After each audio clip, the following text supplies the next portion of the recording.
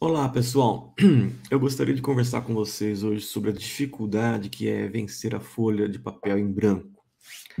É aquele momento em que você resolve escrever e a primeira frase não sai, simplesmente não sai, não vai para o papel. Você tem a ideia sobre o texto, mas a folha em branco está ali à sua frente, ou a tela do computador, e você não consegue definir a primeira frase. É, Obviamente que isso não acontece com as pessoas que são acostumadas a escrever sempre e têm aí, o dom da escrita, né? Até acontece às vezes com esse pessoal, mas estou falando com você aí, que faz parte, que é companheiro dessa angústia aí que eu também tenho às vezes de vencer o papel em branco, né? Escrever o primeiro parágrafo, a primeira vencer a tela do computador que está ali te desafiando. Bom, o que temos para falar sobre isso não foge muito do óbvio.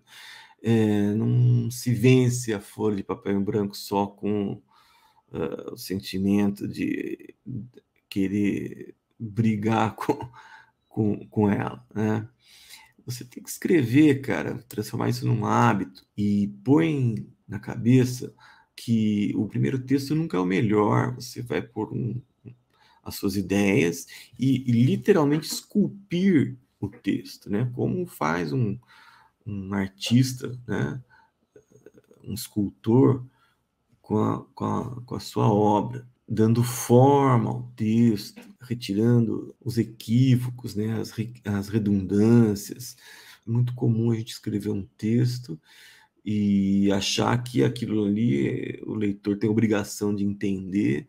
Põe uma coisa na cabeça, cara, o leitor não é seu amigo. Então, o texto que vai para o papel, é, malemar, podemos dizer que você mesmo vai entender o que está escrito ali se você pegar uma semana depois para ler. Essa é uma boa estratégia. Coloque suas ideias, né? Ainda sem a pretensão de achar que aquele texto será o definitivo. Não será esse o texto que você vai publicar ou compartilhar. Estou falando, obviamente, de um texto formal, né? Um texto que você pretenda que as pessoas leiam, né? Escreva suas ideias, tente estruturar o texto e uma boa estratégia é deixar ele descansando, assim como a gente faz, né, com uma obra de arte ou um prato que você deixa, você faz o tempero, deixa ali para pegar o gosto. Depois você retoma o texto e tenta, numa segunda versão, começar a depurar, tirar as inconveniências, os equívocos, os erros formais, tanto de redação como com as ideias que não estão bem claras, né? Faça o papel do leitor. Você não leia o texto imediatamente após escrevê-lo e acha que está bom. Não.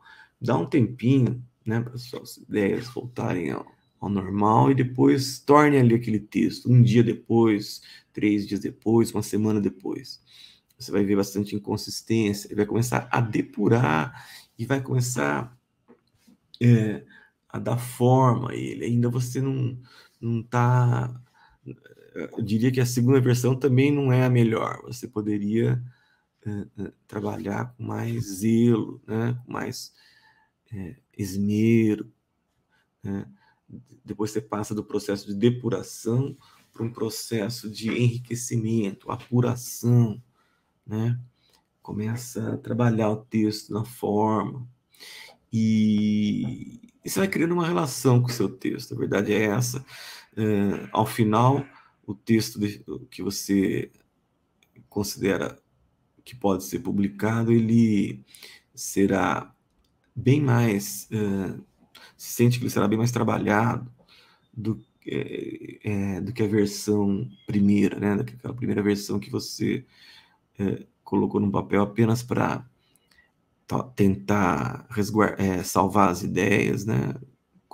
Materializar as ideias que você tem na cabeça, mas sabendo que o desafio de vencer o papel em branco não é simples.